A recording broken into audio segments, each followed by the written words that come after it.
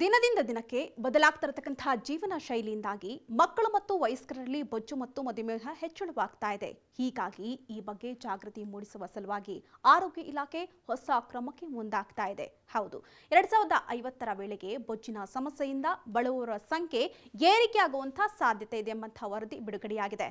ಇದನ್ನ ತಡೆಗಟ್ಟಲು ಸರ್ಕಾರಿ ಶಾಲೆಗಳಲ್ಲಿ ಸಕ್ಕರೆ ಮಂಡಳಿಯನ್ನ ಸ್ಥಾಪಿಸಿ ಆರೋಗ್ಯಕರ ಆಹಾರದ ಬಗ್ಗೆ ಜಾಗೃತಿ ಮೂಡಿಸಲು ಸರ್ಕಾರ ಮುಂದಾಗ್ತಾ ಇದೆ.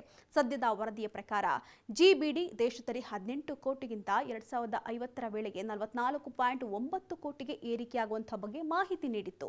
ಅಲ್ಲದೆ ಮಕ್ಕಳು ಹೆಚ್ಚಾಗಿ ಸಕ್ಕರೆಯಿಂದ ತಯಾರಿಸಿದಂತಹ ಸಿಹಿ ತಿಂಡಿಗಳು, ಪಾನೀಯಗಳು, ಹಾಗೆ ಕರಿದಂತಹ ತಿಂಡಿಗಳು, ಸಂಸ್ಕರಿಸಿದಂತಹ ತಿಂಡಿಗಳನ್ನು ಅತಿಯಾಗಿ ಸೇವಿಸ್ತಾ ಇರೋದ್ರಿಂದ ಟೈಪ್ 2 ಮಧುಮೇಹ ಕಾಣಿಸಿಕೊಳ್ಳುವಂತಹ ಸಾಧ್ಯತೆ ಕೂಡ ಇದೆ. ಇದನ್ನ ತಡೆಯಲು ರಾಜ್ಯದ ಎಲ್ಲಾ ಸರ್ಕಾರಿ ಹಾಗೂ ಅನುದಾನಿತ ಶಾಲೆಗಳಲ್ಲಿ ಸಕ್ಕರೆ ಅತಿಯಾದಂತಹ ಸೇವನೆ ಅಪಾಯದ ಬಗ್ಗೆ ಅರಿವನ್ನ ಮೂಡಿಸಲು ಸಕ್ಕರೆ ಮಂಡಳಿಗಳನ್ನು ಸ್ಥಾಪಿಸಲು ಸೂಚನೆ ನೀಡಲಾಗಿದೆ. ಈ ಮಂಡಳಿಯು ಆರೋಗ್ಯಕರವಾದಂತಹ ಆಹಾರದ ಬಗ್ಗೆ ಕೂಡ ಜಾಗೃತಿಯನ್ನ ಮೂಡಿಸುತ್ತೆ. ಜೊತೆಗೆ ಶಾಲೆಗಳಲ್ಲಿ ಸೂಚನಾ ಫಲಕಗಳ ಮೂಲಕ ಮಕ್ಕಳಿಗೆ ಅರಿವನ್ನ ಮೂಡಿಸಲು ಪಿಎಂ ಪೋಷಣ್ ಶಕ್ತಿ ನಿರ್ಮಾಣ ರಾಜ್ಯ ನಿರ್ದೇಶಕರು ಸೂಚನೆಯನ್ನ ನೀಡಿದ್ದಾರೆ. ಇನ್ನು ಶಾಲೆಗಳಲ್ಲಿ ಫಲಕಗಳ ಮೂಲಕ ವಿದ್ಯಾರ್ಥಿಗಳಿಗೆ, ಸಾರ್ವಜನಿಕರಿಗೆ ಹಾಗೂ ಸಕ್ಕರೆಯ ಸೇವನೆಯ ಅಪಾಯದಲ್ಲಿ ಹಾಗೆ ಆಹಾರದ ಕೊಬ್ಬಿನಾಂಶದ ಬಗ್ಗೆ ಮಾಹಿತಿಯನ್ನ ನೀಡಲಾಗುತ್ತಂತೆ.